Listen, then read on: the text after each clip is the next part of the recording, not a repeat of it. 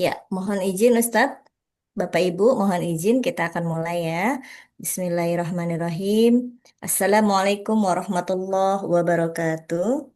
Waalaikumsalam warahmatullahi. Alhamdulillahirabbil alamin wassalatu wassalamu ala sayyidil mursalin nabiyina Muhammadin wa ala alihi washabbihi ajmain. Allahumma ftah lana hikmataka wansur alaina rahmataka ya dzal jalali wal ikram. Alhamdulillah puji syukur kehadirat Allah Subhanahu wa taala pada malam hari ini kita dipertemukan Allah kembali di dalam kajian Zoomiyah kita yaitu di program Quranic Digest. Alhamdulillah hari ini adalah pertemuan kita yang keempat. Tanpa terasa di akhir tahun ini kita masih terus istiqomah untuk bisa terus menjalankan program ini dan semoga insya Allah Bapak Ibu masih terus bersemangat dan beristiqomah sampai kita selesai dalam program. Amin ya Rabbal Alamin. Salawat ma'assalam selalu kita limpahkan kepada junjungan Nabi besar kita Nabi Muhammad SAW, kepada beliau, kepada keluarga dan para sahabatnya. Semoga insya Allah kita semua diberikan kesempatan untuk bisa terus menjalankan sunnah-sunnahnya. Amin ya Rabbal Alamin. Baik, kita mulakan bersama dengan membaca hamdalah dan Ummul Quran. Semoga hari ini diberikan kelancaran, diberikan kemudahan. Ila hadratin Nabi Mustafa Muhammadin Sallallahu Alaihi Wasallam. Al-Fatihah.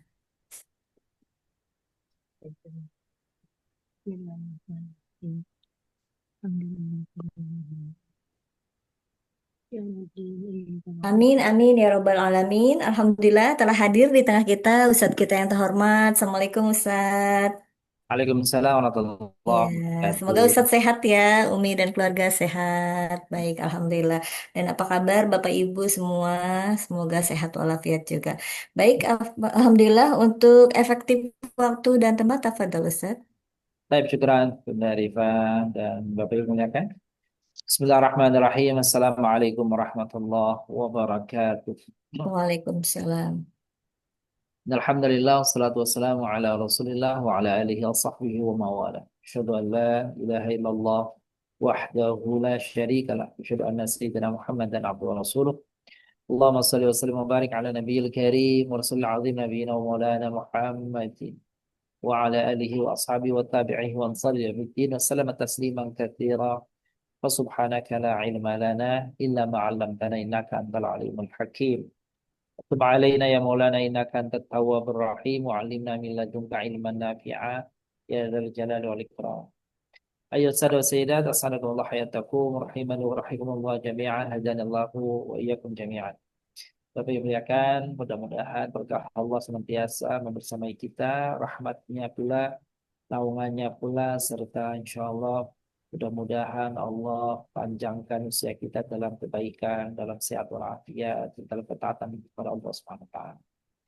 Bapak Ibu muliakan, betul disampaikan oleh Bunda Rifat tadi, ini pertemuan di akhir tahun 2025. Kita mengisinya dengan kajian Quranic Digest seperti ini. Mudah-mudahan Allah senantiasa ridha kepada kita, ilmu yang kita dapatkan Amin. semoga menjadi ilmu yang bermanfaat di dunia dan wal akhirah. Amin. Dan tema kita malam hari ini adalah tentang bab zakat. Ya. Dan memang tidak terasa bahwa sekitar 1,5 bulan lagi mungkin ya, 1,5 bulan lagi kita akan memasuki Ramadan. Begitu Ramadan tiba, maka akhir daripada perjalanan Ramadan ada perihal tentang zakat. Saya kira ini memang bahasan yang sesungguhnya ada familiar, tapi mudah-mudahan seperti biasa akan disampaikan. Mudah-mudahan di pertemuan kali ini mereview apa yang sudah kita dapati dan mudah-mudahan ada tambahan-tambahan pengetahuan dalam sisi kajian kita malam hari ini. Apa suara saya jelas, Budi Arifah? Jelas Ustadz. Ya, takutnya seperti materi yang kami share kemarin di hadapan Bapak Ibu semuanya tentang kewajiban zakat. Kalau tidak salah, materi tentang zakat ini ada 3 sampai 4 pertemuan ke depan. Bahasan-bahasannya insya Allah ini adalah bagian pertama dari zakat tentang kewajiban zakat. Apa makna zakat dan apa jenisnya, apa hukumnya, seperti itu. Tapi sebelum saya mulai, barangkali ada di antara jamaah yang sudah menyelesaikan menebalkan ayat. Menebalkan. Iya, Boleh silakan kalau baik. pilkan dulu. Silahkan Bapak Ibu yang sudah selesai menebalkan. Bu Nunung sudah, boleh ditunjukkan. Iya, Hmm. ya. Aduh, pendek sih Bunya. Hmm. Baik. Tulisannya ini. Alhamdulillah. Barakallah fiik. Benar-benar. Iya, baik. Terima kasih, Bun. Ada lagi? Siapa? Silahkan. Hmm. Bu Huria sudah? Bu Ya, Kiki sudah? Iya, ya, Bu Huriah ya. Ya, ya. Silahkan. sudah. Ya, Naikkan ke atas, Bun. ya. Ya. Gitu, naik gitu. Nah, Nah, iya. Nah, Alhamdulillah. iya. Baik. Terima kasih, Bu Huria. Silahkan. Siapa lagi? Ada? Boleh. Bu Sumi? Ya, saya Bu Dita, Bu Bu Eli. Aat? Oh, Bu Eli. Iya, Oh, baik. jazakallah. Sebentar. Ya, silahkan Bu Eli. Iya, ini Bu Ida. Mana? Mana belum kelihatan, Bun? Terus, Lagi blur itunya. Iya, iya, ngeblur. ini Sinyalnya. sinyalnya kurang bagus ini emang. Oh, Sinyalnya. gitu. Nah, Mm-mm. ini Iya, jelas ini. Nah, iya. alhamdulillah. Iya, Iya, Bun. baik. Terima kasih Bu Eli. Ada lagi? Hmm. Hmm. Cukup? Tidak ada? Cukup. Baik, Alhamdulillah. Oke. Nah, kalau cukup kita lanjutkan. Saya coba eh, mengurai sekaligus membaca apa yang sudah kami share di hadapan Bapak Ibu sekalian kan. Ini ayatnya surah At-Taubah. Surat At-Taubah ayat 103. A'udzu billahi minasyaitonir rajim. Bismillahirrahmanirrahim. Khudh min amwalihim sadaqatan tutahhiruhum wa tuzakkihim biha wa salli alaihim inna salataka sakanun lahum wallahu sami'un alim. Khudh artinya ambillah, ambillah gitu ya. Tariklah min amwalihim dari harta-harta yang mereka miliki shadaqatan sebagai penyucian ya wa tutahhiruhum yang menyucikan dan membersihkan wa tuzakkihim mereka biha dengan harta itu dengan sedekah yang sudah diberikan itu semoga menjadi tathir pembersih tuzakki tazkiyah itu penyuci jadi kata tazkiyah itu menyuci. Ada yang membedakan antara tathhir sama tazkiyah. Bapak Ibu melihat. Dua-duanya artinya sebenarnya membersihkan atau mensucikan. Gitu. Maka kalau mau dibedakan, tathhir itu lebih biasanya kepada yang sifatnya adalah material, yang sifatnya adalah nyata, gitu ya. Yang sifatnya adalah tampak, gitu ya. Sedangkan tazkiyah biasanya pada hal-hal yang sifatnya adalah batiniyah. Jadi kalau tathhir itu zahiriyahnya, kalau tazkiyah biasanya adalah batiniyahnya.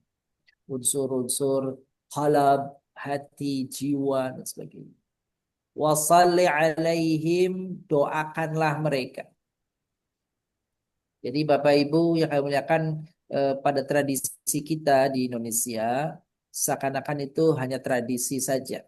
Tapi sebenarnya tradisi ini bersumber dari ayat Al-Quran, perintah di Al-Quran. Apa maksudnya saya masuk ke tradisi tadi?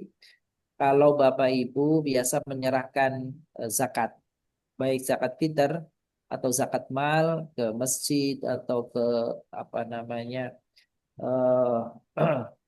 Baitul Mal atau ke lembaga-lembaga Laz, ya, lembaga amil zakat, Baznas dan sejenisnya, lalu kemudian diterima oleh petugasnya, oleh amilnya, lalu didoakan. Ternyata aktivitas itu diperintah di dalam Al-Quran. Wassalli alaihim, doakan mereka, orang-orang yang telah berbagi hartanya untuk berzakat, orang-orang yang telah mengeluarkan kewajibannya untuk berzakat. Inna salataka sakanun lahum. Karena doamu itu menenteramkan bagi mereka. Ini juga ada isyarat bahwa seorang muslim itu dianjurkan saling mendoakan. Bahkan Bapak Ibu yang muliakan, salah satu wujud daripada doa mustajab ya, doa yang dikabul itu adalah doanya seorang muslim untuk saudaranya yang lain, an dhahri qalbin, artinya yang tidak tampak, yang tidak apa namanya, bukan di hadapan kita.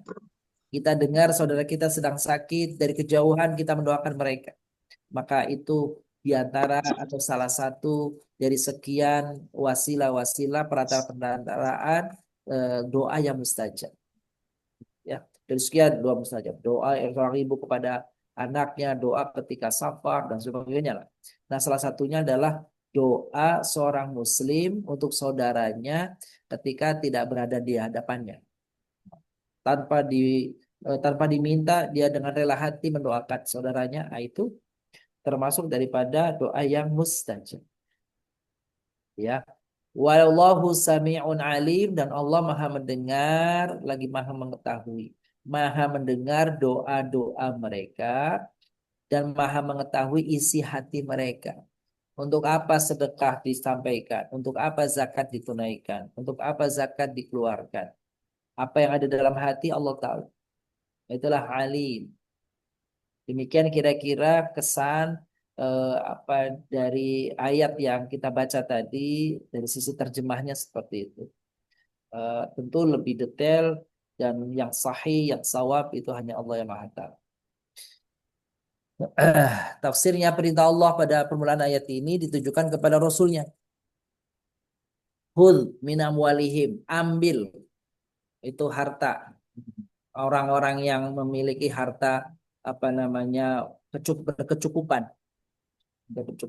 Lalu kemudian ayat ini eh, pada zaman sekarang tentu Rasulullah kan sudah tidak ada, sahabat sudah tidak, tapi tidak ada.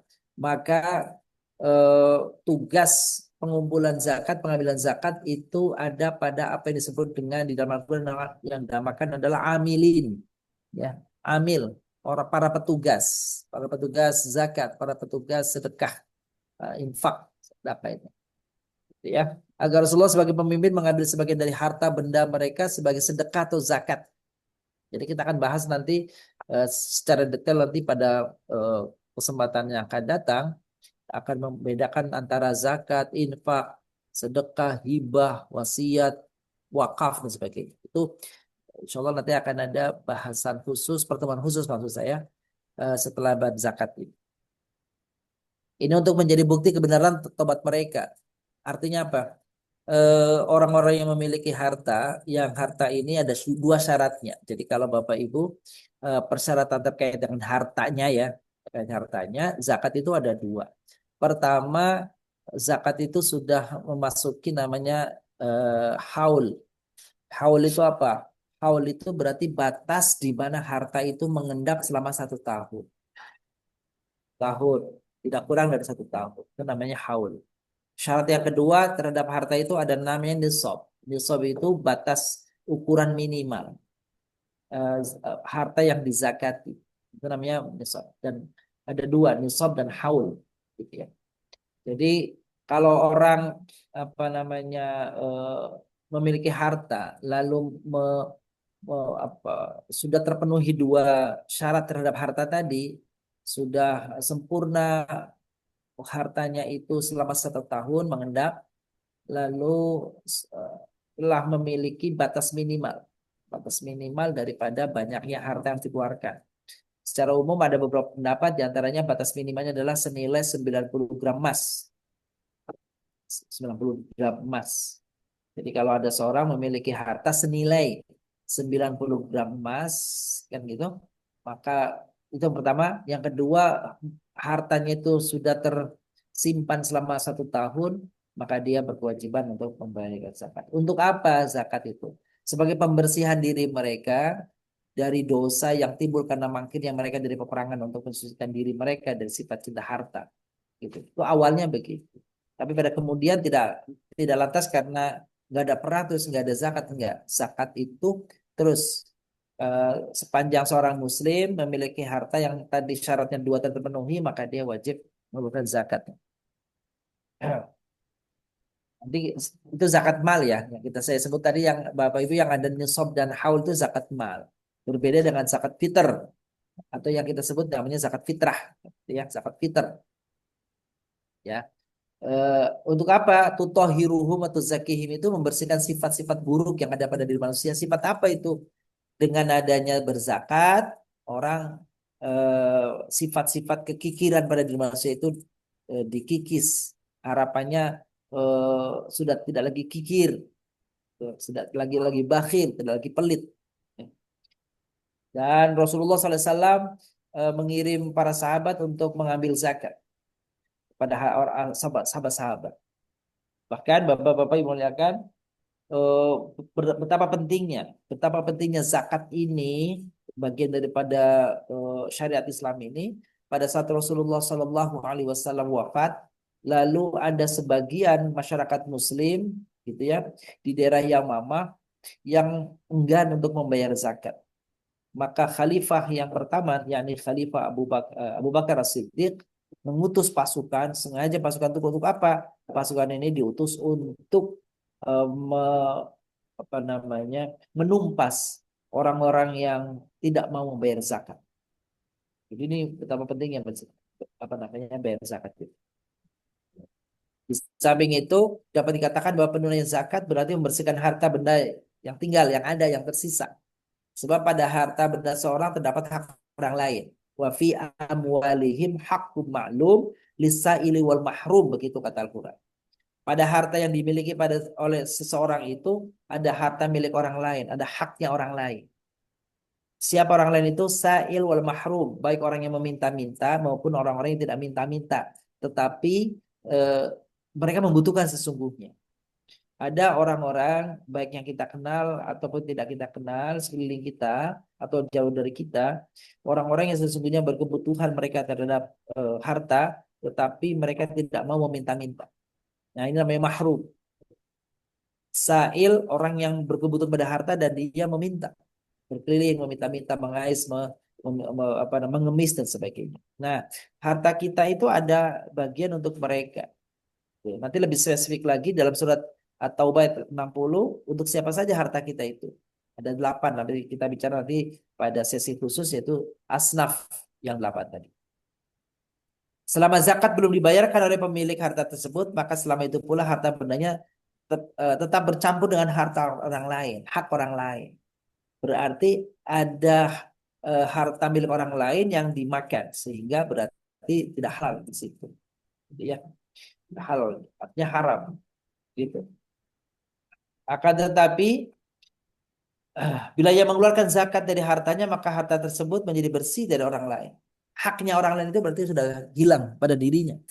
Gitu ya. Ketika dia membayar zakat. Nah, orang yang mengeluarkan zakat tentu saja diharapkan dia terbebas dari sifat kikir. Sifat kikir. Perlu diketahui bahwa walaupun perintah Allah dalam ayat ini pada lahirnya ditujukan kepada Rasulullah yang turunnya ayat ini berkaitan dengan ini, gitu ya. Tapi ayat ini sesungguhnya berkaitan dengan sahabat yang namanya Abu Lubabah dan kawan-kawannya. Namun hukumnya juga tetap berlaku kepada semua pemimpin dan penguasa dalam setiap masyarakat Muslim sekarang. Ya. Untuk melaksanakan perintah Allah dalam masalah zakat ini, yaitu memungut zakat tersebut dari orang Islam yang wajib berzakat.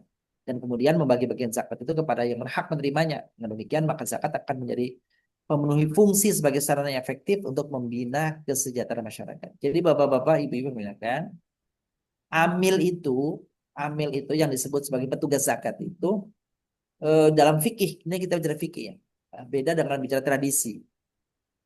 Kalau bicara fikih, amil itu orang yang diserai tugas, orang yang diserai kewajiban oleh penguasa untuk memungut zakat. Jadi ditunjuk oleh penguasa. Oleh karenanya kita di Indonesia, bapak-bapak, ibu-ibu, petugas-petugas zakat itu di-SK-kan oleh Basnas, Badan Amil Zakat Nasional, satu lembaga independen, ya, di luar pemerintahan sebenarnya. Basnas itu di wilayah-wilayah semua ada, di provinsi-provinsi ada, kabupaten ada, bahkan ada namanya mungkin di sekitar bapak ibu ya, masjid-masjid bapak ibu, ada namanya UPZ. UPZ itu unit pengumpul zakat yang biasanya ada di unit-unit di masjid, di musola, di lembaga-lembaga sekolah dan sebagainya. Ini apa namanya lembaga terkecil ya di wilayah apa unit-unit tertentu yang tingginya adalah Basnas, Basnas kota, Basnas provinsi, Basnas nasional. Ya. Nah, mereka ini melakukan tugasnya mewakili pemerintah maka di SK-kan. Kan gitu ya. Nah, itu yang dibenarkan seperti itu sebenarnya kalau amil itu ya. Meskipun yang terjadi di masyarakat amil itu pokoknya di setiap masjid manakala ada apa namanya ada kesempatan untuk membayar zakat maka ada dibentuk panitia zakat. Nah, sebenarnya ini bagi sebagian mengatakan ini belum disebut amil sebenarnya. Gitu ya. Belum disebut amil. Ini panitia zakat saja, belum amil. Sedangkan yang 8 asnaf disebutnya al-amil. Tu'amilina alaih. Selanjutnya dalam ayat ini Allah memberitakan kepada Rasulnya dan juga kepada setiap pemimpin dan penguasa dalam masyarakat agar setelah melakukan pemungutan pembagian zakat, ya mereka mendoakan orang yang membayar zakat itu, ya karena tentu senang yang didoakan itu menenteramkan batin mereka. Nah ini di antara doanya yang diajarkan ini Bapak Ibu nih. Ajarakallahu fima a'taita wa barakalaka fima amtaita. Ya. Ajarakallahu semoga Allah memberikan balasan pahala kepadamu fima ataita terhadap apa saja yang telah kau berikan, telah kau keluarkan, telah kau zakatkan. Wa barakalaka fima ataita dan semoga Allah memberkahi pada harta yang disisakan, pada harta yang tidak dikeluarkan. Ketika harta yang dikeluarkan itu telah memenuhi batasan mengeluarkan zakat, maka yang tersisa itu didoakan juga. Bagus doanya itu ya. Allah membalas harta yang kau keluarkan, adapun harta yang kau sisakan, semoga berkah. Apa mana berkah? Berkah berarti bertambah terus, langgeng, nggak habis-habis. Jadi orang mengeluarkan hartanya sesungguhnya itu sarana, wasilah, cara untuk melanggengkan apa namanya keberadaan harta pada diri kita, dan gitu ya. Terlebih apa namanya kelanggengan harta itu sesungguhnya apa namanya apa yang disimpan untuk ya disimpan untuk akhirat. Rasulullah SAW beliau mengatakan begini, apa-apa yang kau pakai akan usang, apa-apa yang kau makan habis, apa-apa yang kau simpan maka itu akan tidak menjadi milikmu, dan apa-apa yang kau sedekahkan itu akan menjadi milikmu. Nah, gitu. Jadi apa-apa yang kau kenakan maka akan usang, pakaian akan usang. Apa-apa yang kau makan akan habis, gitu. Tapi apa-apa yang kau apa namanya sedekahkan maka itu akan langgeng. Seperti itu, Bapak Ibu kan. Oke. Pada akhir ayat ini terangkan bahwa Allah Maha mendengar setiap ucapan hamba-Nya yang bertobat. Sami', mendengar. Allah mengetahui yang tersimpan dalam hati sanubari mereka, seperti rasa penyesalan, kegelisahan yang timbul karena kesadaran akan kesalahan yang telah diperbuat. Jadi zakat sebagai sarana untuk pembersihan jiwa raga manusia, harta manusia. Ayat 103 ini juga mengandung dalil diwajibkannya zakat pada semua harta. Jika harta tersebut diperdagangkan, maka ini jelas karena ia adalah harta yang tumbuh dan menghasilkan. Maka termasuk keadilan jika digunakan untuk menghibur orang-orang yang miskin dengan menunaikan zakat yang diciptakan oleh Allah kepadanya. Adapun selain harta perniagaan, jika harta itu berkembang seperti biji-bijian, buah-buahan, binatang ternak yang dimiliki agar ia beranak pinak, maka ia kena wajib zakat. Terkena wajib zakat, bukan terkenal, terkena wajib zakat. Jika tidak, maka tidak wajib zakat. Karena jika hanya sekedar untuk dimiliki, maka ia tidak sama dengan harta yang biasanya dimiliki seorang untuk tujuan-tujuan tertentu yang bersifat finansial. Maka rumah yang ditinggali nggak kena zakat sebenarnya. Ya. Tapi kalau Bapak Ibu punya rumah yang dikontrakan, itu, yang disewakan, maka itu terkena zakat. Bapak Ibu buka usaha warung, toko, ya, yang digunakan tidak bayar zakat tempatnya. Gitu ya. Tapi kemudian kalau disewakan oleh orang lain, maka terkena zakat. Itu. Makanya tidak sama dengan harta yang biasanya dimiliki oleh seorang dalam tujuan tertentu bersifat finansial. Jika ini dipalingkan dari tujuan tersebut, maka tujuan eh, kepada tujuan pemilikan murni. Hmm. Jadi kalau ada orang apa namanya punya kontrakan sekian gitu, tapi kemudian dia tidak membayar zakat dari kontrakan itu yang didapati, maka hartanya belum bersih semua. Gitu. Setahun sekali sama. Jadi membayarkannya setahun sekali. Dalam ayat ini juga terkandung dalil bahwa seorang hamba tidak mungkin mensucikan dan membersihkan diri sebelum dia mengeluarkan zakat hartanya. Dan tidak ada yang menggantikannya kecuali dengan membayarnya. Karena kesucian dan kebersihan bergantung kepada apa namanya pengeluaran. Oke, itu tafsir dari ayat 103 surat At-Taubah. Sekarang kita coba refresh, kita segarkan kembali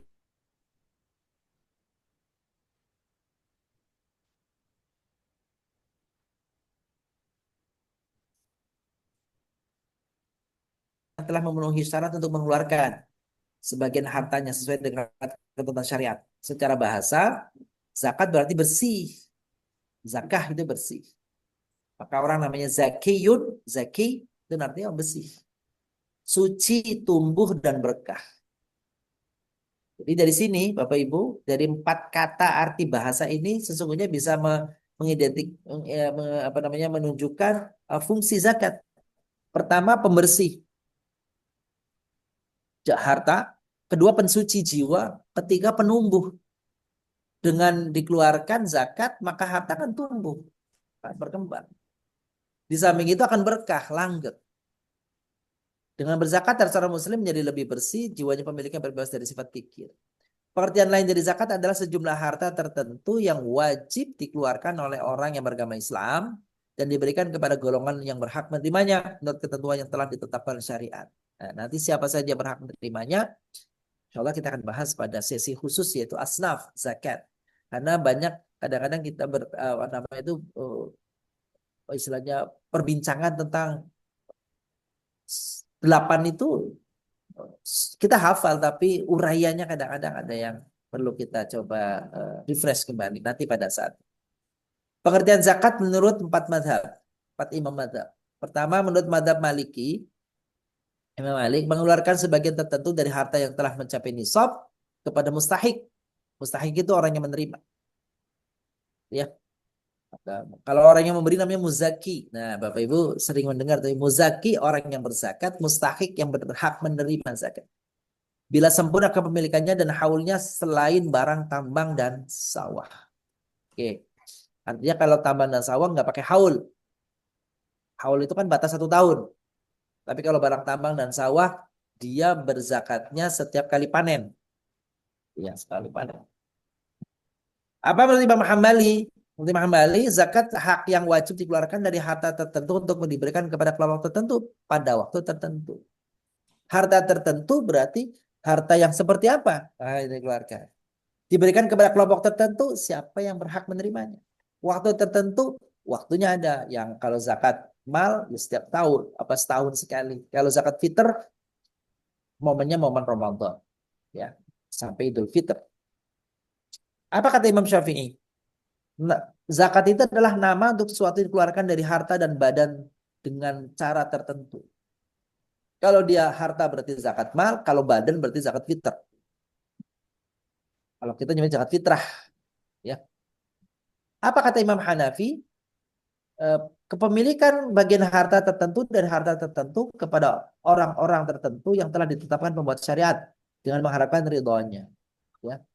Jadi harta tertentu, harta yang dizakati itu eh, kepada orang-orang tertentu mustahik, ya, dengan kadar tertentu, kadarnya ada berapa persen, berapa banyak, berapa apa namanya ekor kalau dia hewan dan seterusnya. Itulah eh, apa namanya arti zakat menurut imam-imam madzhab. Sekarang istilah zakat dalam Al-Quran ternyata bapak-bapak, ibu-ibu yang akan melihatkan. Nah ini mudah-mudahan lebih menyegarkan lagi di ingatan kita ya. kata zakat itu tidak selalu dengan menggunakan zakat itu tidak selalu menggunakan kata zakat, tapi dengan kata-kata lain. Ya. Tapi mananya zakat? Maksudnya zakat. Yang pertama tentu zakat itu sendiri. Wa aqimus shalah wa atuz zakah warka'u ma'ar-raki'in. Yang kedua sedekah. Alam ya'lamu annallaha huwa yaqbalu taubata 'an ibadihi wa ya'khudhu sadaqat. Ya, menerima sedekah. Nah, sedekah itu maksudnya zakat. Wa anallahu wat tawwabur rahim, dan Allah Maha penerima taubat lagi Maha penyayang. Apalagi hak. Wa huwa alladzi ansha'a jannati ma'rusyat wa ghairu ma'rusyat wa ghairu ma'rusyat wa nakhla wa zar'a mukhtalifan kullu huwa zaitun wa rumana mutasyabihan wa ghairu mutasyabih. Kulu min thamarihi idza atsmar wa atu haqqah. Nah, ini dia. Wa atu haqqahu yauma hasadi. Berikanlah haknya, nah, zakatnya maksudnya. Yauma hasadi, pada saat panen. Wala tusrifu, jangan berlebihan. Innallaha la yuhibbul musrifin. Jadi istilah yang ketiga, term yang ketiga disebutnya hak. Zakat itu disebutnya hak. Yang berikutnya, zakat itu disebut nafkah. Ya ayyuhalladzina amanu inna katsiran minal ahbari war ruhbani la yakuluna amwalan nasi bil batil wa yasudduna 'an sabilillah walladzina yaknizuna adh-dhahaba wal fiddata wa la yunfiqunaha. Nah, wa la yunfiqunaha, tidak menzakatinya, tidak menginfakkannya, nafkah. Fi sabilillah fabasyir bi'adzabin alim, maka berikan kabar gembira dengan azab yang pedih bagi mereka. Itu ya. Yang terakhir al-afu. Al-afu itu menggunakan kata al-afu untuk tujuan zakat, untuk maksud zakat. Khudhil afwa wa'mur bil ma'ruf wa'rid 'anil jahilin. Jadikanlah engkau pemaaf dan suruhlah orang-orang yang mengerjakan ma'ruf serta berpalinglah dari orang-orang yang bodoh. Jadi khudhil afwa, al-afwa di sini maksudnya zakat. Ambil zakatnya, perintahkan yang baik dan berpalinglah dari orang-orang yang bodoh. Jadi ada 5 istilah Bapak Ibu untuk zakat. Zakat itu sendiri, terus sedekah, ya, terus hak, terus nafkah, dan yang terakhir adalah al-afu. 5 istilah dalam Al-Quran itu kesemuanya menunjuk kepada makna zakat. Itu ya. Nah, itu. Jadi kita tahu ya. Jadi ternyata Al-Quran begitu luas, begitu cakupannya, bahasanya itu begitu lapang, begitu luas. Oke. Itu tentang istilah-istilah di dalam zakat. Sama ketika Al-Quran menyebut manusia, itu ternyata nggak semua kata insan. Ada kala insan, ada kala anas, ada kalanya itu Bani Adam, ada kalanya itu adalah al-abad, Abdullah, ada kalanya Bashar, dan seterusnya. Jadi itulah pengetahuan bahasa tentang ayat Al-Quran itu, tentang Al-Quran itu memang luas. Maka kalau ada orang mengatakan mengkaji Al-Quran bagaikan samudra tak bertepi, bagaikan sumur tak berdasar. Artinya apa itu? Begitu luasnya, begitu dalamnya kajian tentang Al-Quran itu. Gitu ya. Nah, mudah-mudahan bagian daripada itu adalah yang kita bahas sekarang. Nah, sebelum saya lanjutkan, Bapak-Bapak Ibu, kita jeda dulu. Kalau ada hal yang ditanyakan dari apa yang kami sampaikan, kami silahkan. Iya, baik. Silakan Bapak Ibu, ada yang mau bertanya, langsung dibuka mic-nya. Ya, Assalamualaikum. Satu-satu ya. Satu-satu ya, sebentar. Siapa dulu? Bu Nunu? Iya, silakan. Saya baru tahu ini kalau sawah itu ada ini ya pengeluaran zakatnya. Kalau misalnya nilainya itu kan nggak 90 gram emas ya Ustadz. Iya. Gimana? Terus kalau panennya itu berapa gitu? Punten, mohon maaf. Ibu apa nih? Apa itu? Sawah, Bawang, enggak Sawah. sawah. sawah padi. Oh, sawah Pak. Oke, baik. Makasih, Bu. Baik, Bapak yang muliakan. Jadi zakat sawah itu berbeda dengan zakatnya harta yang uang ya. Emas, uang itu beda. Perniagaan itu beda. Jadi kalau sawah aturannya gini, Bun. Zakatnya itu tergantung nih. Zakatnya pakai pengairannya pakai tada hujan atau bukan tada hujan. Nah, itu tuh. Dan airnya dari gunung. Airnya di gunung. Itu berarti air pemberian kan ya. Air pemberian. Artinya bukan usaha sendiri. Karena kalau bapak-bapak di kampung kami itu karena susahnya air maka orang untuk mengairi itu dia harus apa namanya menyediakan pompa. Iya, menyediakan Oh, pompa mau dengan biaya lagi dan sebagainya. Nah, itu beda kalau sawahnya itu yang airnya itu dari alam. Ya, artinya alam itu nggak perlu biaya lagi. Gitu ya. Nah, kalau dia airnya itu pakai pakai biaya, maka zakatnya sepersepuluh, sepersepuluh Dari hasil. dari hasil. Hmm. Satu dibagi 10. Jadi hmm, kalau hmm, saya ngambil 9, satunya dizakatin, gitu ya. Nah, gitu. oh, Kalau kalau bukan. kalau airnya tuh air dari alam, hujan alam seperti bunda tadi gunung sebagainya, itu seperlima, berarti dua bagian. Kalau dapat 1 ton berarti 2 kintal. Kira-kira gitu. Kalau yang tadi pertama, kalau 1 ton berarti sekintal. Pintar. 10%. Gitu ya, 10%. Ya. Kalau ini berarti 20%. Gitu, Bun. Jadi ada itunya zakatnya. Oh ya, jadi setiap panen itu dikeluarkan ya Ustadz. Betul, setiap panen. Jadi bukan setiap tahun. Kalau dia apa namanya apa namanya itu ladang atau sawah ya. Hmm. Seperti itu, Bun. Maaf Ustadz. Ini kan apa hasil panen itu biaya dengan itu untuk anak-anak gitu ya. Hmm. Jadi gimana Ustadz? Jadi saya tidak Ya menerima sampai. keseluruhan. Jadi sudah dibagi-bagi. Nah, cara membayar Ya. zakatnya ada 2 macam. Nanti ke depan Bun ya. Ke depan begini nih. Nah, namanya ada neto, ada bruto. Ah, ibu-ibu lebih paham tuh ya. Ada neto, ada bruto. Neto itu berarti setelah apa dikeluarkan untuk biayanya, Ya. baru dikeluarkan tadi tuh 10%, apa 10% atau 20%. Gitu ya. Itu yang pertama. Yang kedua masih kotor. Masih kotor tuh masih belum dikeluarkan biaya-biaya yang lainnya.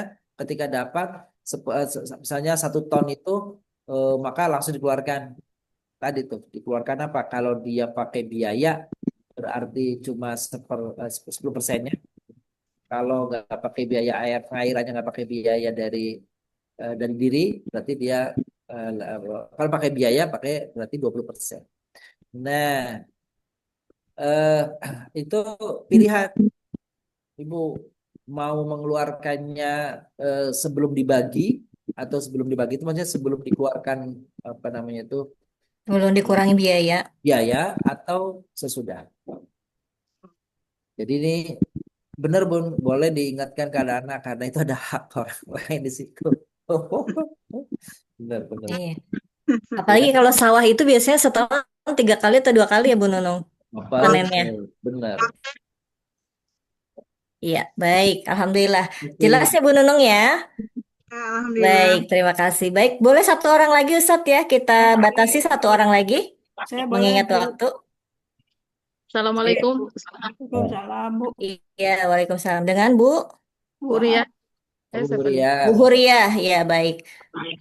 Ya, ada 2 pertanyaan, Ustadz. Yang pertama, mengenai di rukun Islam itu kan zakat ada di lain-lain di buku ada yang urutan ketiga puasa dulu, terus ada yang keempatnya baru zakat, ada yang zakat dulu ketiga, keempatnya baru puasa. Itu yang Abdul yang mana urutannya, Ustadz?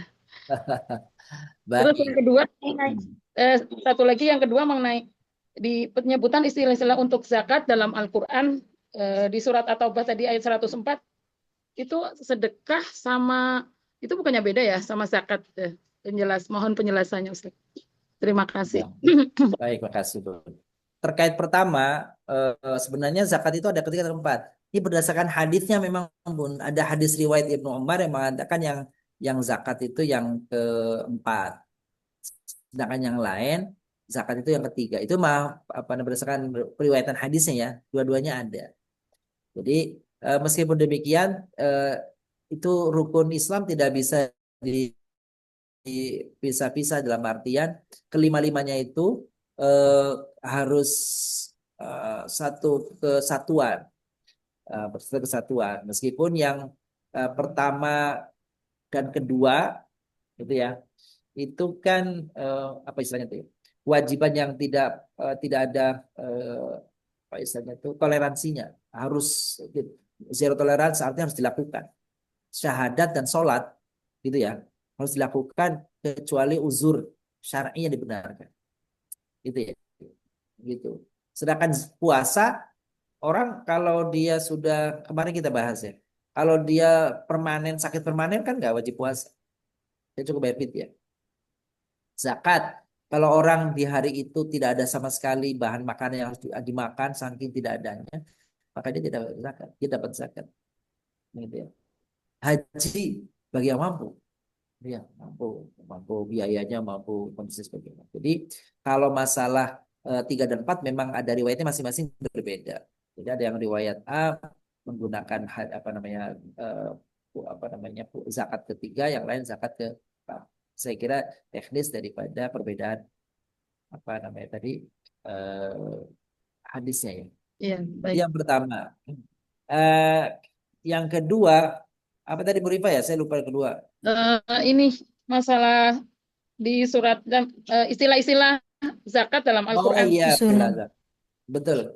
Justru itulah makanya kajian seperti ini membuka wawasan kita, ternyata Al-Quran menyebut zakat itu tidak selalu dengan kata zakat. Ada 5 tadi Bu. 5 ya. Pertama zakat itu sendiri, ya. Apa itu misalnya aqimus shalah wa atuz zakah. Itu kata-kata zakat. Yang kedua sedekah. Padahal pada surat At-Taubah ayat 60 misalkan, ya. Seperti ayat yang kita bahas sekarang, surat At-Taubah ayat 103, khudz min amwalihim shadaqatan. Itu sedekah itu maksudnya zakat. Atau ayat ke-60, innamas shadaqatu lil fuqara'i wal masakin wal 'amilin 'alaiha dan seterusnya. Itu menyebutnya sedekah, maksudnya zakat. Nah, ini pentingnya tafsir. Pentingnya kita mendapatkan pencerahan dari para ulama, tentu berdasarkan dari petunjuk Nabi Shallallahu Alaihi Wasallam. Selain daripada sedekah, tadi ada nafkah. Selain ada nafkah, tadi ada hak, kan gitu ya. Wa atu haqqahu yauma hasadih. Berikanlah haknya, maksudnya zakat yauma hasad. Yang kelima, yang terakhir tadi adalah al-af. Wudhil af wa'mur bil ma'ruf. Itu kalau al-afu kan artinya pemaafan. Jadi bukan artinya ambil pemaafan, bukan. Maksudnya kalau engkau membayar zakat maka kau dimaafkan. Kalau enggak kau diperangi. Oh, gitu. Jadi memang begitu Al-Qur'annya. Maka itulah disebut kita butuhnya ilmu para ulama untuk memahami apa pesan-pesan ayat Al-Qur'an yang kadang-kadang kita nggak nyampe, hanya terjemah saja kadang nggak cukup. Iya gitu ya. Terjemah saja memahami Al-Qur'an tidak cukup. Maka perlunya kita apa namanya tafsir dari para ulama. Saya kira gitu Bu Nahur ya. Ya, terima kasih Ustadz. Ya. Kami saling Boleh satu lagi Ustadz. Ya, kita batasi dulu ya untuk dua orang penanya dulu. Nanti kita buka sesi kedua ya. Begitu Ustadz ya. Mohon maaf Bapak Ibu karena waktu juga. Ya, nanti insya Allah kita buka sesi kedua untuk pertanyaan. Silakan Ustadz, kita lanjut. Baik, mohon nanti boleh disimpan dulu ya pertanyaannya, nanti kita lanjutkan pertanyaan.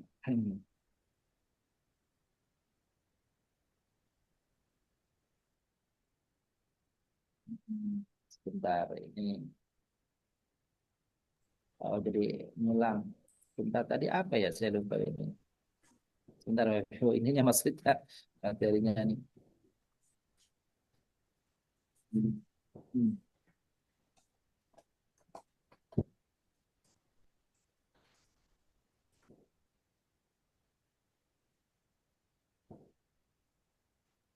Sebentar. Oh, salah. Nah, sekarang kita masuki syarat ya, syarat dan rukun daripada zakat. Syarat dan rukun zakat. Saya tampilkan lagi.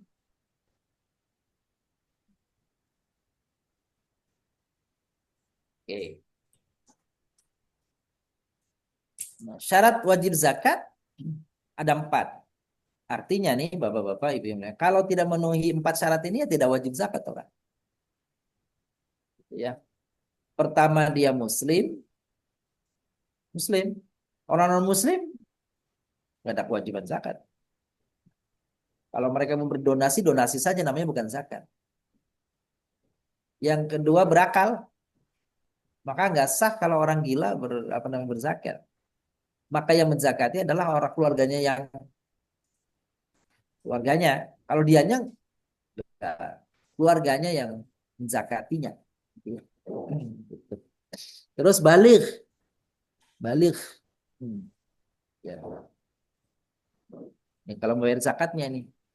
Tapi yang apa namanya? Kalau zakat ini zakat mal ya. Kalau zakat fitr maka ini kan yang membayarnya nih. Dia harus muslim, dia berakal, dia balik. Gitu ya. Kalau zakat fitr maka orang lahir bayi lahir aja wajib berzakat. Zakat. Yang menzakati tentu orang tua. Dan yang selanjutnya hartanya memiliki harta sendiri yang sudah mencapai nisab. Ya. Ini syarat-syarat wajib zakat lebih pada zakat mal sebenarnya kalau ini ya.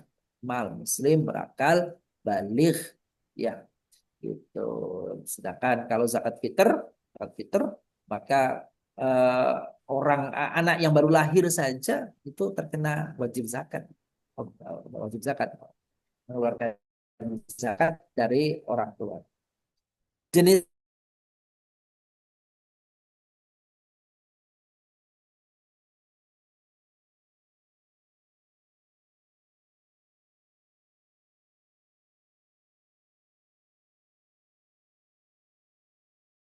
harus selesai.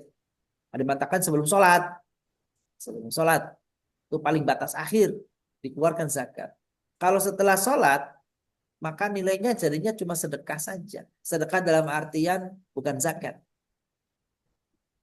Bertujuan menyucikan jiwa dan menyempurnakan ibadah puasa. Tujuannya tuh.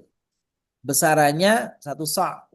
Ya, 2,5 kilogram beras makanan pokok. Kalau saya menyarankan Bapak Ibu, karena ini ada khilaf di antara para ulama, sebaiknya Bapak Ibu kalau mengeluarkan zakat fitr itu 3 kilogram aja per orang. Ya, itu 3 kilogram per orang. Jadi kalau 2,5 itu ada khilaf karena ada mengatakan ukuran 2,5 kilogram Indonesia dengan ukuran 1 sa' itu berbeda. Jadi mendekati 3 kilo sebenarnya. Nah, oleh karenanya karena kita jangan sampai ragu-ragu di situ, sarannya Bapak Ibu kalau mau berzakat fitr berasnya senilai 3 kilogram saja. Ya. Jadi ya zakat Pak. Lalu zakat fitr, zakat mal dikeluarkan dari harta yang dimiliki apabila telah mencapai nisab, batas minimal. Gitu ya. Dan haul 1 tahun. Ini untuk perhiasan, emas, uang. Nah, itu nih. Jadi setelah mengendap 1 tahun full itu dalam tabungan nggak kurang dari 1 nisab. Nisabnya tadi 90 gram emas.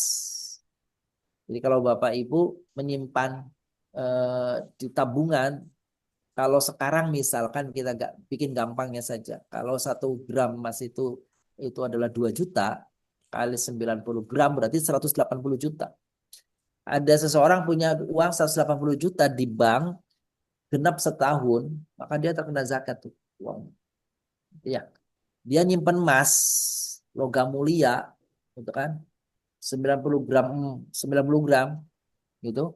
1 tahun tidak berkurang gitu. Maka dia terkena zakat. Kecuali emasnya itu biarpun 90 gram emas itu dipakai sebagai perhiasan. Itu enggak kena zakat. Gitu ya. Tapi siapa yang orang mau pakai emas 90 gram? 90 gram di kalung 50 gram, tangan kanan 25 gram, tangan kiri 25 gram, gitu ya. Nah, jadi enggak, gitu. Kalau itu enggak kena. Tapi kalau ada orang, nah namanya kata Imam Ghazali namanya apa bersiasah, bersiasah itu enggak boleh. Misalkan begini, karena tadi batas minimal orang berzakat itu ada nilainya kalau duit itu 180 juta misalkan itu di tabungan. Maka sebelum 1 tahun dia kurangi tuh, dia belikan apa supaya jangan sampai 120 juta. Nah, itu namanya bersiasat. Nah, itu kayak gitu tuh dosa. Gitu ya. Ada orang punya duit 180 juta nih. Sudah di tabungan, udah 11 bulan. Kurang 1 bulan lagi, dia pakai tuh duitnya. Dia pakai. Dia pakai udah. Berarti kan udah berkurang tuh. Dia pakai dibeliin apa gitu. Supaya nggak 180 juta. Karena kurang dari 180 juta, berarti nggak wajib zakat. Kalau dia melakukan itu karena ingin mengelak zakat, dia berdosa. Atau ada orang punya punya emas ya 90 gram ya. Karena takut kena zakat, maka yang 10 gram dipakai supaya 80 gram. Kan nggak sampai 90 berarti kan? Nah, kenapa dia pakai? Tumen-tumennya dia pakai. Kenapa? Karena supaya apa tuh mengelak dari zakat. Itu dosa. Karena Allah tahu tujuannya. Tapi kalau nggak ada karena itu ya nggak apa-apa. Jadi harus hati-hati ini. Gitu ya. Takhyul namanya, tahyil, hilah. Ya, jadi mencari hilah, mencari sebab, menjadi alasan.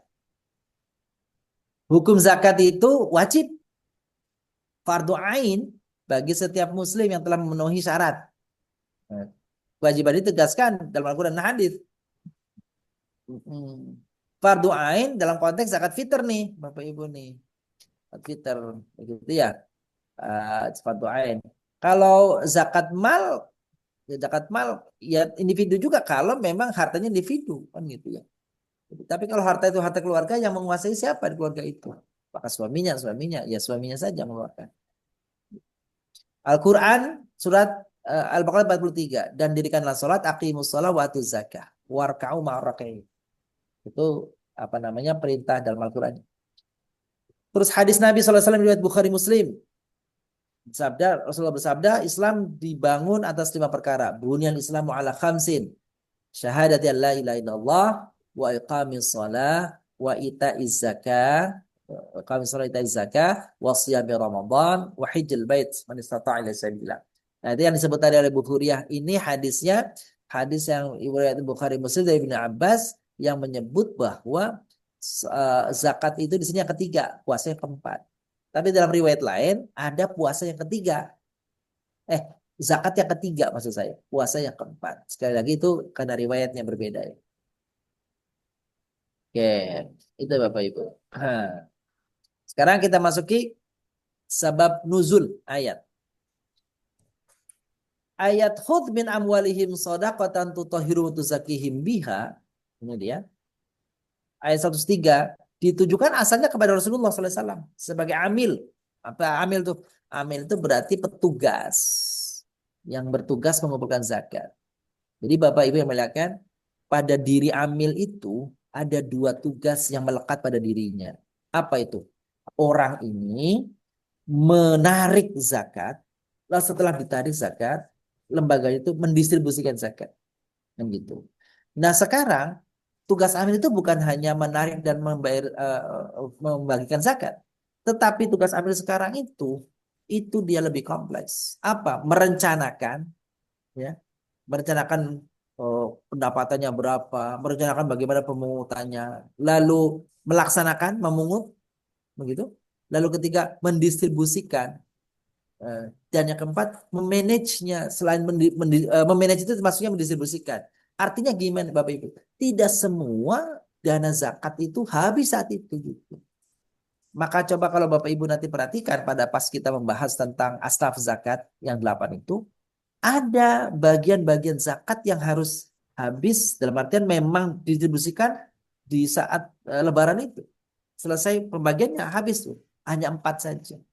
Sedangkan 4 yang lainnya boleh pendistribusiannya berdasarkan planning, berdasarkan di-manage dengan baik. Artinya apa? Berprogram, terprogram. Orang yang punya hutang itu terprogram. Maka bagaimana supaya hutangnya itu tuntas maksud saya, tuntas, dan kemudian dia bisa menjadi orang yang bisa berusaha sehingga tidak lagi berhutang. Maka ini perlu pemberdayaan. Nah, dana-dana zakat itu ada yang bisa dilakukan dengan cara pemberdayaan seperti itu. Apalagi misalnya anak-anak yang keluarga miskin. Kalau diberikan hari itu selesai habis. Gitu ya. Maka ada yang diberikan saat itu, tapi ada juga yang di-manage. Dalam artian apa tuh? Kebutuhannya apa? Kebutuhan pendidikan, gitu ya. Kebutuhan usaha. Nah, itulah apa namanya manajemen zakat. Karena begitu beratnya sebenarnya orang yang menjalankan zakat, mengatur, merencanakan, mendistribusikan dan seterusnya itu, maka amil-amil zakat itu mereka ada bagian dari zakat itu. Itulah dia. Karena mereka itu disebut sebagai profesi. Maka mereka nggak bekerja dengan yang lain. Dia khusus memikirkan itu, merencanakan terus begitu tuh, merencanakan, melakukan, mengevaluasi, memanage dan seterusnya. Jadi sehingga waktunya habis untuk itu. Maka karena itu mereka layak untuk mendapatkan apa istilahnya eh, pemanfaatan dari dana zakat itu sebanyak 1/8% dari total apa namanya zakat yang ada. Meskipun yang saya dengar Basnas kita di Indonesia ini, Basnas pusat, Basnas kota, provinsi, ternyata eh, gaji mereka sebagai pegawai, sebagai petugas Basnas itu tidak diambil dari dana zakat. Itu yang saya dengar seperti itu. Tetapi mereka dibayar, digaji dari APBD.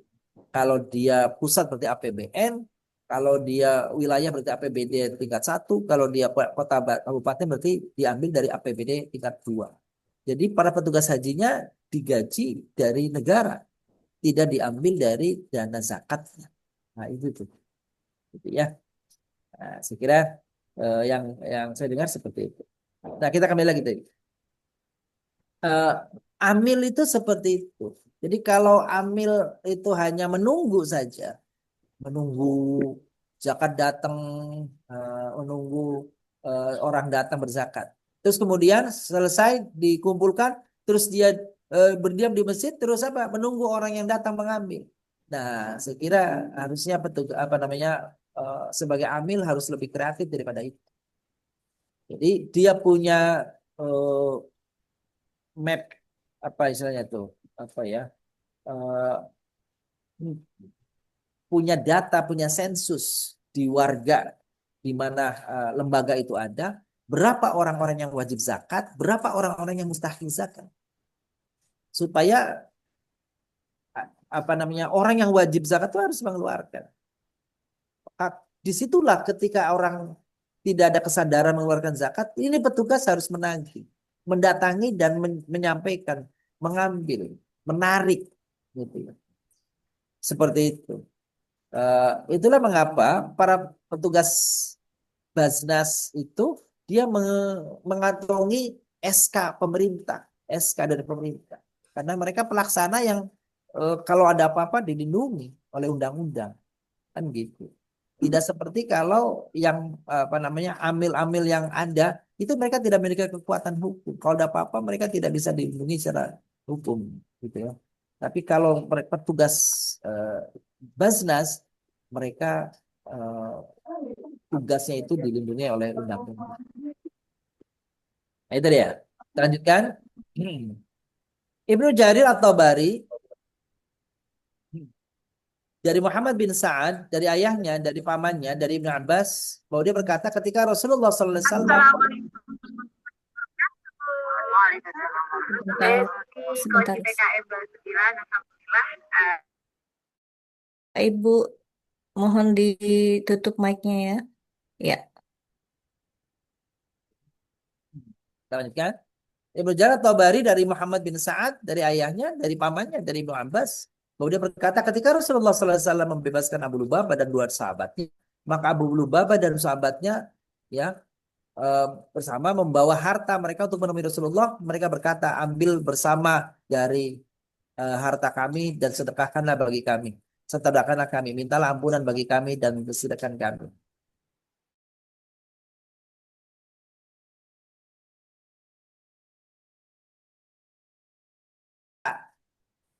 Diperintahkan untuk perang, ada perang, ya, ada disuruh perang. Ternyata mereka ada beberapa orang ini yang nggak berperang. nggak berangkat ke perang. Nah, kepada mereka itu disindir dalam Al-Quran. Mereka sebagai orang-orang yang keimanannya itu lemah dan seterusnya. Maka menyadari hal itu, bahkan Nabi SAW itu marah dalam bentuk apa? Nabi tidak menegur Abu Lubabah, tidak menegurnya. Apa namanya? Ketika berpapasan gak menegurnya. Itu bukti bahwa Rasulullah tidak senang kepada sahabat-sahabat yang mangkir, yang tidak mau ketika perintah berperang dia tidak mau mengikuti berperang. Kecuali orang-orang al-qa'idina minar rijal. Orang-orang yang memang tidak mampu, udah sepuh dan sebagainya. Itu ada uzur syar'i, wanita, anak-anak, itu boleh. Tapi kalau tidak ada uzur, maka dia suruh perang. Nah, Abu Lubabah menyadari kesalahannya, maka dia menghukum dirinya.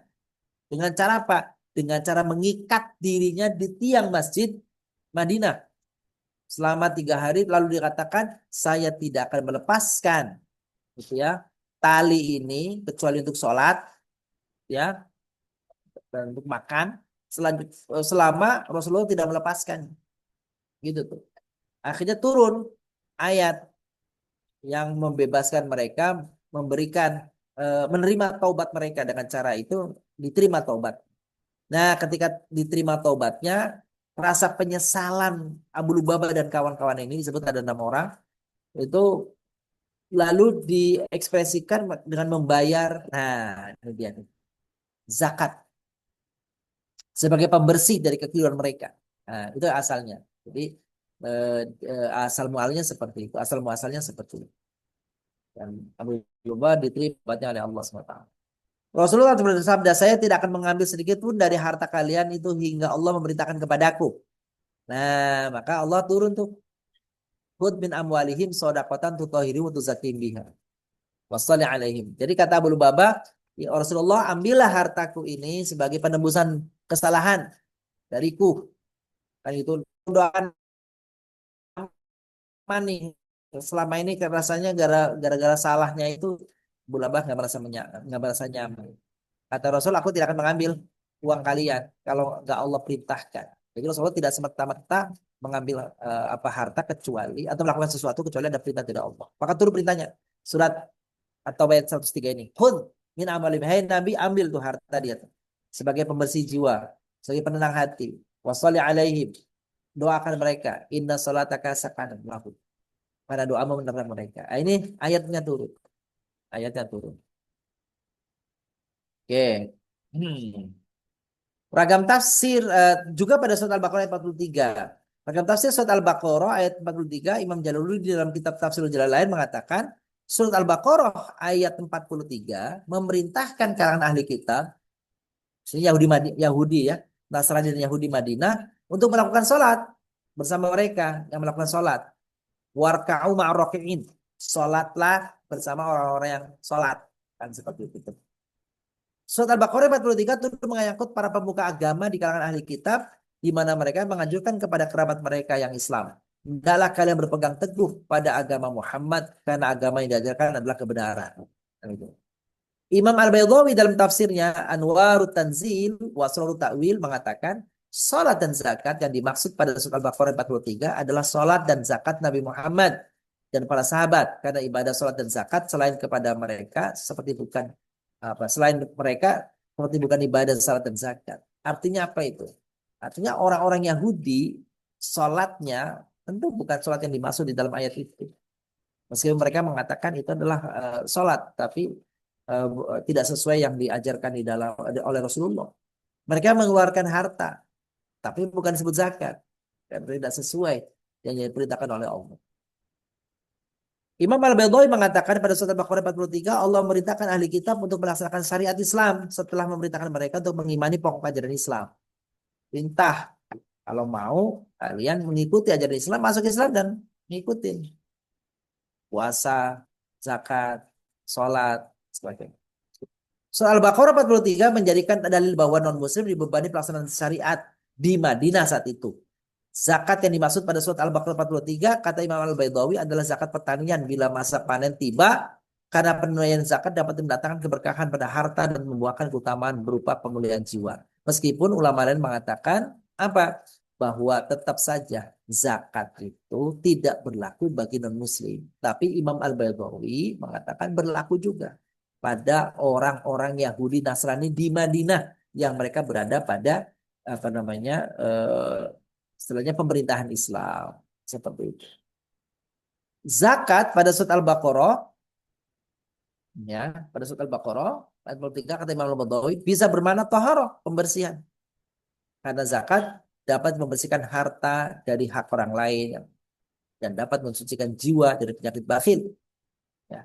Pada surat Al-Baqarah, Allah merintahkan ahli kitab Madinah untuk sholat bersama dalam barisan sholat berjamaah bersama Rasulullah dan sahabatnya. Pasalnya sembahyang berjamaah berbanding 27 derajat di atas sholat sendiri karena mengandung dukungan terhadap jiwa.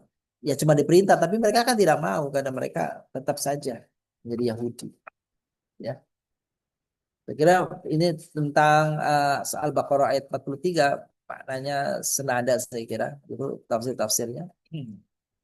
Ini hadis-hadis nih. Bapak muliakan. Baik. Ini kan adanya memberi harokat asalnya ya. Saya bacakan. Faradha Rasulullah sallallahu alaihi wasallam zakatal fitri fi Ramadana ala kulli nafsin minal muslimin hurrin aw abdin aw rajulin aw imra'atin saghirin aw kabir sa'an min tamrin aw sa'an min sya'irin. Apa artinya nih? Faradha Rasulullah memfardukan, mewajibkan zakat al-fitr untuk mengeluarkan zakat fitri fi Ramadan, di bulan Ramadan. Ala kulli nafsin, atas setiap jiwa minal muslimin. Nah, tegaskan dari kalangan muslim. Muslim saja. Hadis di sini. Hurrin au abdin, baik orang merdeka maupun budak.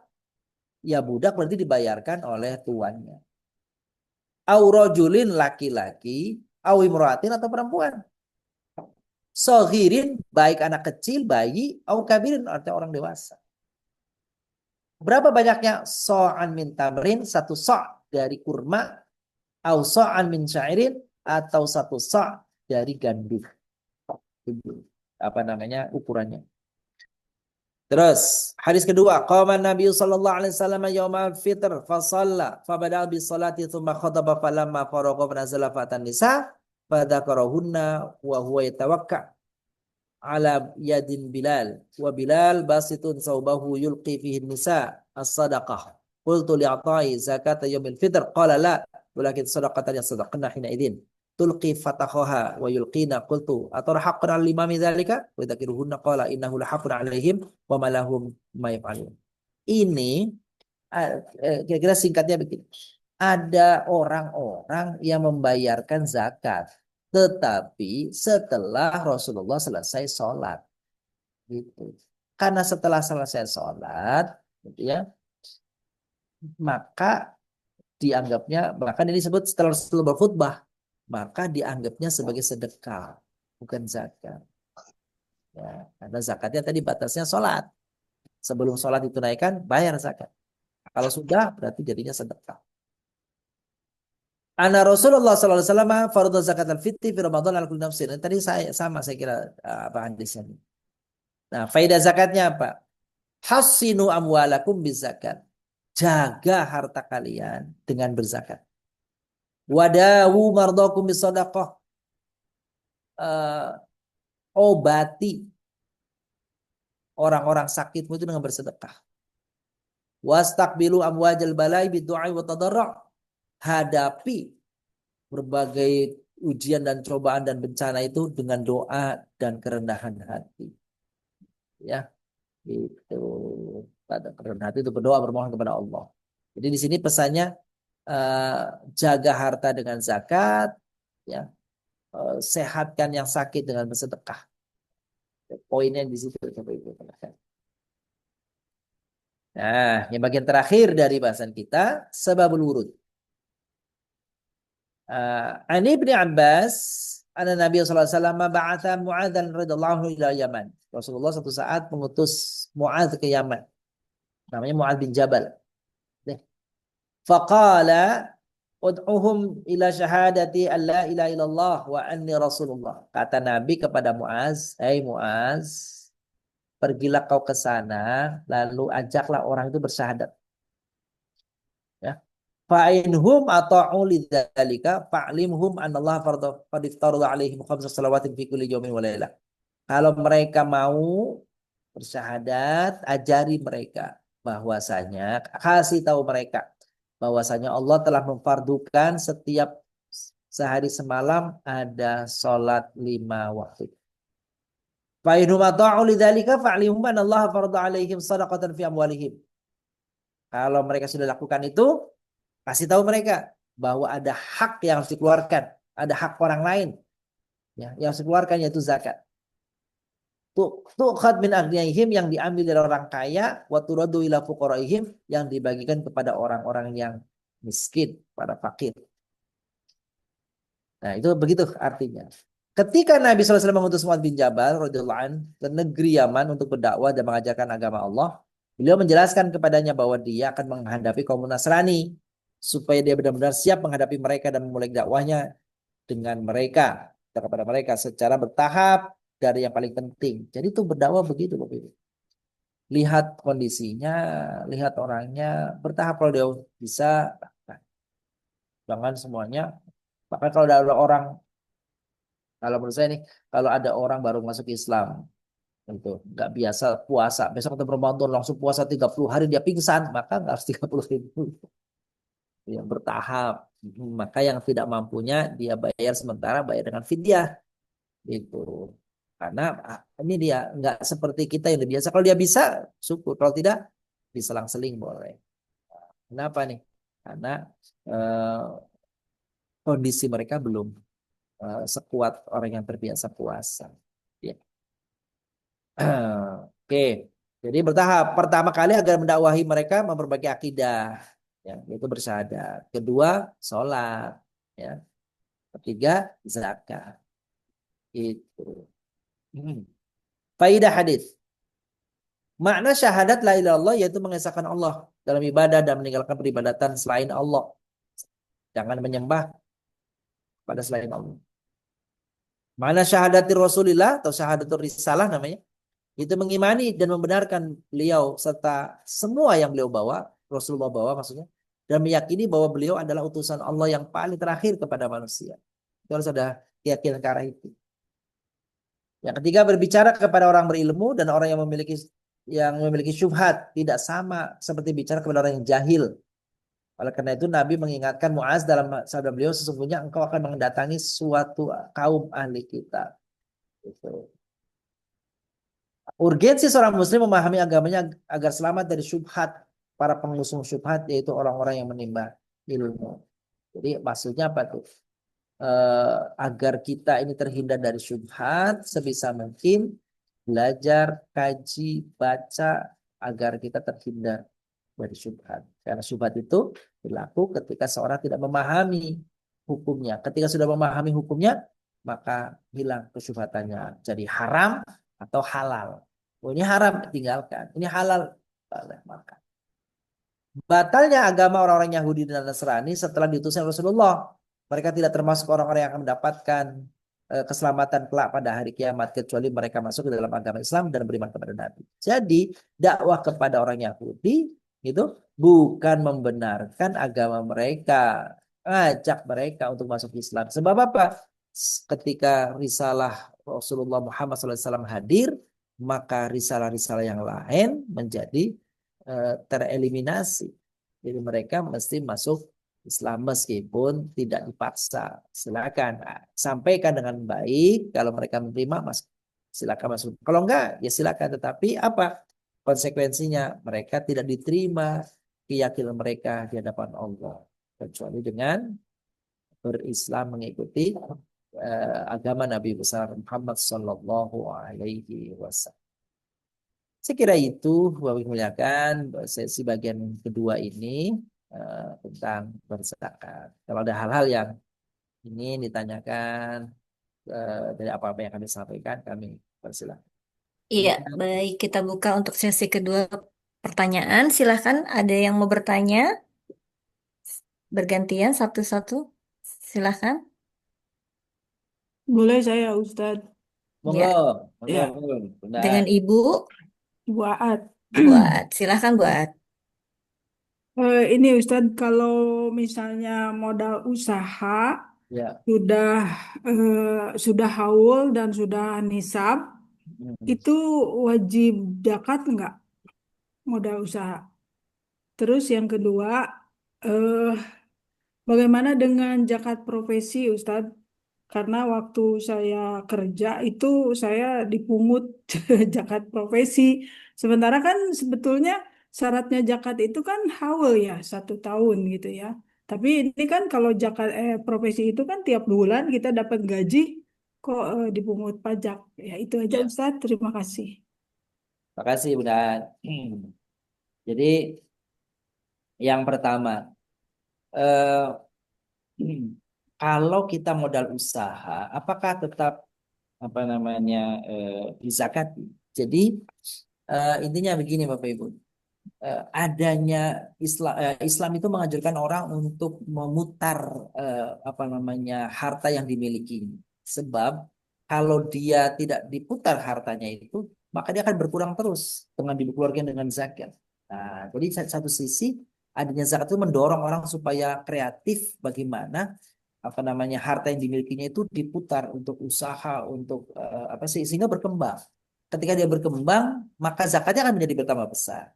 Nah, ukurannya bukan masalah modal atau apa. Jadi kalau harta gitu, kalau harta dia memiliki harta tersimpan satu minimal 1 nisab dan 1 tahun, maka dia tetap terkena zakat. Jadi ukurannya itu 2 hal tadi. Nisab sudah memenuhi belum nisab? Ya, nisabnya tadi kalau menggunakan emas dia 90 gram emas. Gitu. Terus sudah 1 haul apa belum? Kalau dia ternyata modal itu ternyata kurang dari senilai 90 gram emas itu dalam 1 tahun, maka modalnya itu tidak dikeluarkan zakat. Tidak ada apa tidak dizakati dari modal tadi. Tapi kalau modalnya sudah memenuhi syarat daripada hisab, nisab dan haul, maka dia terkena zakat. Itu yang pertama. Yang kedua, zakat profesi. Benar. Ini terjadi perbedaan pendapat di kalangan para ulama. Ada yang mengatakan ada yang mengatakan tidak ada zakat profesi. Yang mengatakan tidak ada, karena nggak ada contohnya dari Nabi. Nggak ada itu. Dulu zakat profesi nggak ada. Itu yang pertama. Yang mengatakan ada. Kenapa? Karena kalau zakat profesi itu tidak ada, jadi zakat itu hanya untuk para petani saja, peladang, petani, peladang, gitu. Berarti nggak adil kan gitu. Padahal apa namanya semua umat Islam, semua umat mukmin, umat Muslim atau mukmin yang memiliki harta, maka dia terkena kewajiban zakat. Oleh karenanya zakat profesi itu, Bapak Ibu yang muliakan, dianalogkan, dikaitkan, disamakan dengan zakat petani peladang. Maksudnya apa? Petani peladang, zakatnya itu dikeluarkan bukan tahunan. Jadi zakat tahunan itu zakat mal aja. Sedangkan zakat ziroah, artinya pertanian, itu zakatnya itu setiap kali dia panen, maka dia berzakat seperti tadi yang saya sampaikan kepada Beliau Nunung. Kalau dia setahun 3 kali, dia apa, bercocok tanamnya, 3 kali panen, 3 kali bayar zakat. Dan profesi ternyata apa namanya penerimanya itu adalah gampangnya pegawai gitu ya pegawai gitu itu kan tiap bulan gajinya maka dianalogkan ke sana setiap kali datang apa namanya itu pendapatan gaji tadi itu setiap bulan maka dari gaji yang didapatkannya itu tidak menggunakan ukuran nisab dan haul enggak tetapi ukurannya adalah apa yang diterima potong 2,5% dari apa yang diperolehnya besar ya besar, kecil ya kecil. Jadi yang nisab 90 gram emas itu hanya untuk emas harta yang tersimpan. Gitu, Bu. Sedangkan untuk profesi, pekerjaan, apa pekerjaannya, maka tidak menunggu apa namanya eh, nisab. Pendapat yang selanjutnya sama saja katanya. Gitu ya. Kalau pendapat tadi yang aman menurut saya ini. Pendapat yang kedua tadi apa tuh? Setiap kali kita terima gaji, ya potong 2,5%. Itu ya, yang aman. Yang ketiga, cara pembagiannya atau cara penghitungannya seperti emas, gitu ya, emas. Artinya apa itu? Kalau dia punya gaji di total dalam 1 tahun itu telah mencapai nisab 180 juta per tahun, maka berarti dia kena zakat. Gitu ya. Kalau nggak sampai 180 juta sekarang nih, karena 90 kali 2 juta kan gitu ya. Kalau sekarang 2 juta lebih mungkin jadinya bukan 190 tapi 200 juta kali ya baru kena zakat. Maka eh, yang mengatakan pendapat kalau dia belum satu haul, satu nisab berarti dia belum keluar zakat. Gitu tuh. Terus zakatnya bagaimana? Kalau dia hitung misalnya 1 bulan dia dapatkan gaji dari tunjangan gaji dan sebagainya itu misalkan eh, berapa? 15 juta dari total 20 juta misalkan gitu. Kali 1 tahun 240 juta atau 15 juta berarti setahun 180 juta. Nah, gitu ya. Misalnya sama dengan nisab emas tadi. Maka cara membaginya adalah 2,5% dari 180 juta tersebut. Bisa dibayar di akhir tahun setiap tahunnya, kan gitu. Atau yang kedua, cara pembayarannya dicicil, yaitu per bulan tadi. Jadi sama sebenarnya sih. Jadi apa yang didapat dalam 1 bulan, gitu, potong 2,5%-nya. Toh pada ujungnya dalam 1 tahun juga sama, 2,5% dari 1 tahun kan. Gitu. Nah, seberapa yang dikeluarkan dari harta gaji yang diterima itu? Ini juga ada 2 pendapat. Pendapat pertama, bruto. Jadi kalau seseorang terima gaji 10 juta, ya pokoknya 10 jutanya dikeluarkan. 2,5% kali per 10 jutanya. Kan gitu. Berarti kira-kira 210.000. Ada 25.000 per 1 juta. Jadi Bapak Ibu kalau kita gampangannya menghitung zakat mal itu, per 1 juta itu 25.000 rupiah. Kalau 10 juta kali 10, 250.000. Ya, brutonya. Yang kedua, jangan brutonya, netonya. Maksudnya netonya gimana? Seseorang dapat gaji 10 juta. Tapi 10 juta itu dipakai makan, dipakai ini, dipakai itu, dipakai ini. Habisnya berapa? 6 juta, sisa 4 juta. Maka pendapat ini mengatakan yang dikeluarkan dari zakatnya adalah 2,5% dari 4 juta itu. Mana yang dipilih? Ya, silakan, Bapak Ibu. Kata Ajala mengatakan yang aman, yang brutonya. Yang netonya. Kalau yang netonya tinggal 4 juta, jadi 2,5% kali 4 juta berarti 100.000. Kan gitu gitu dah. Tapi kalau bruto berarti 250.000 per bulan dari 10. Kira-kira gitu. Udah. Ustadz, mohon maaf, kembali ke modal usaha tadi, Ustadz ya. Itu sebetulnya uang itu sebetulnya ingin untuk pengembangan usaha. Tapi kan kalau mau ke arah itu kayaknya kurang. Nah, itu gimana? Apakah tetap aja gitu kita harus bayar zakat juga gitu? Ya tadi Bun. Jadi kalau itu berarti harta simpanan. Iya, Kalau harta simpanan terkena apa namanya syaratnya nisab. iya Nisab itu itu. berarti ada minimal batas minimal. Mm. Batas minimal. Kalau dia batas minimalnya gampangannya sekarang 200 juta, kalau melebihi 200 juta, maka dia terkena setiap tahunnya.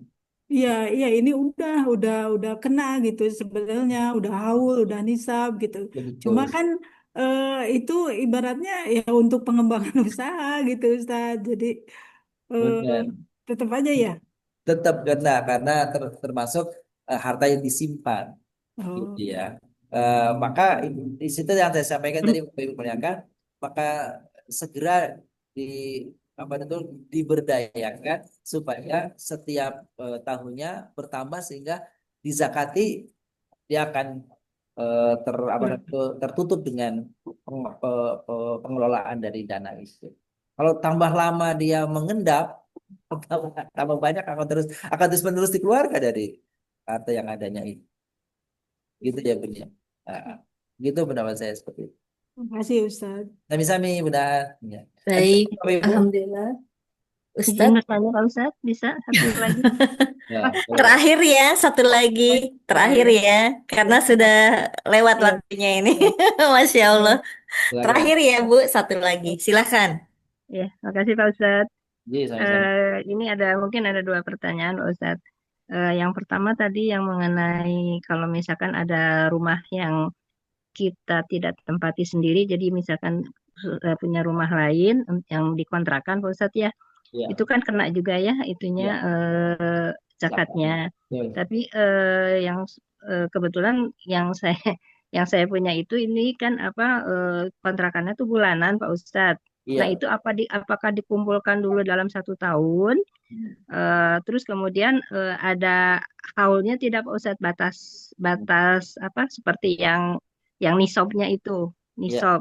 Terus yang kedua waktu lagi saya masih kerja tuh Pak Ustadz ya, saya tuh langsung dipotong oleh ini untuk zakat oleh HRD-nya itu, tapi tidak 2,5% Pak Ustadz, hanya 1,5%. Nah di situ ya kadang-kadang saya genapkan tambah 1% lagi, kadang-kadang suka enggak juga Pak Ustadz. Itu gimana ya Pak Ustadz? Mungkin Iya, itu iya. aja. Assalamualaikum. Baik, waalaikumsalam warahmatullahi wabarakatuh. Jadi kalaupun tadi Bu, kalau tadi apa namanya kontrakan perniagaan, maka di apa namanya dinisbatkan dikaitkannya zakatnya ke zakat perniagaan Bu, jangan zakat emas. Iya, Artinya zakat perniagaan setiap kali dapat keuntungan dipotong 2,5%. Setiap kali dapat terima uang apa tuh namanya uang kontrakannya iya. dipotong 2,5%. Tidak perlu menunggu 1 tahun. Iya, Itu. iya. Iya. Jadi zakat perniagaan itu sekali panen. Kalau petani kan panen tuh. Iya, Panen. Kalau kontrakan kan bayaran orang tiap bulan berarti.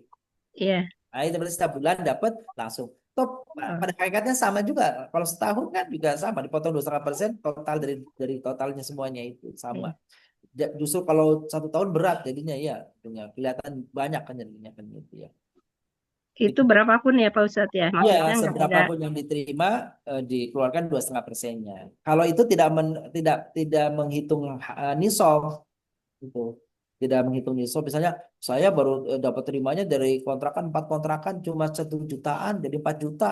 4 juta kali 1 tahun cuma berapa? 48 juta, nggak cukup, nggak sampai nisab tuh, nggak. Kalau ini nisbatnya kepada pertanian. Jadi seberapapun yang diterima langsung 2,5% dari yang diterimanya. Iya, iya.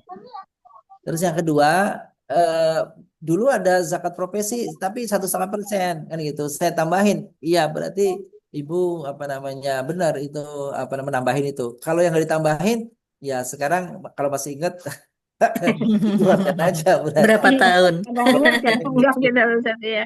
Jadi maksudnya ke sedekah aja Pak Ustadz ya, mungkin kalau seperti itu. Jaga-jaga namanya ikhtiyati apa hati-hati. Iya, iya. Iya, baik. Alhamdulillah, mohon maaf Bapak Ibu karena waktu juga yang membatasi kami. Ini kalau diterusin bisa kita sahur bersama ini. Masya Allah. Bagi Baik, kamu udah mau nanya itu tadi tapi nanti ditunda. udah siap-siap ya. Insya Allah Berarti kita mau akan nanya bertemu nih kembali kamu minggu Yatin. depan. Berarti mau nanya. Iya. Heeh.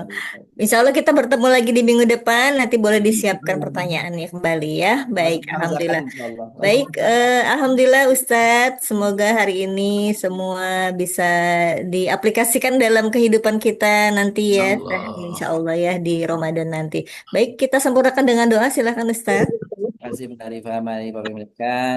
Kita akhiri dengan doa dan bermohon kepada Allah kiranya ini menjadi momen akhir tahun. Kiranya Allah SWT berikan yang terbaik untuk kita. Amin. Astagfirullahaladzim, astagfirullahaladzim, astagfirullahaladzim, min kulli dhanbin azim. Allahumma salli wa sallim wa barik ala sayyidina Muhammad wa ala alihi wa sahbihi ajma'in walhamdulillahi rabbil alamin. Allahumma ighfir lana dhunubana wa kaffir 'anna sayyi'atina tawaffana ma'al abrar.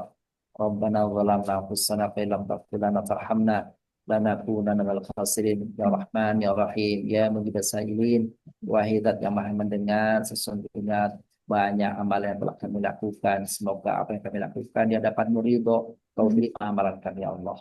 dan banyak di antara amalan kami dan pandanganmu adalah kami bermaksiat, maka ya Allah, bila semua apa yang menjadi tanggungan maksiat ya Allah, jika dalam ilmu ya Allah kau telah tentukan di masa depan, di tahun yang depan dan tahun-tahun seterusnya, kau ada catatan amal dalam catatan kitabmu, kami tentukan bagian daripada orang-orang yang buruk di masa depannya. Kami bermohon kepada Engkau ya Allah, Kau jadikan, Kau ubah ketentuan yang terbaik untuk kami ya Allah. Jika ternyata dalam kitab catatanmu kami dan keluarga kami di masa depan adalah baik, maka teguhkan dan tetapkanlah, mantapkanlah itu untuk kami dan keluarga kami ya Allah. Rabbana taqabbal minna innaka antas samiul alim. Tub 'alaina ya maulana innaka antat tawwabur rahim. Rabbana atina fid dunya hasanah wa fil akhirati hasanah wa qina adzabannar. Shallallahu ala nabiyyina Muhammad wa ala alihi washabbihi wa baraka wasallam. Subhana rabbika rabbil izzati amma yasifun. Wassalamun alal mursalin. Walhamdulillahirabbil alamin. Amin, amin ya Rabbal Alamin. Alhamdulillah, mari kita sempurnakan kembali dengan bersama membaca doa kafaratul majlis. Subhanakallahumma bihamdika, asyhadu an la ilaha illa anta, astaghfiruka wa atubu ilaik. Terima kasih Ustaz Nas, terima kasih Bapak Ibu. Maaf lahir batin, sampai kita bertemu di tahun depan ya. Assalamualaikum. Waalaikumsalam warahmatullahi wabarakatuh. Selalu izin Terima kasih Ustaz. Assalamualaikum. Waalaikumsalam. Salam izin les.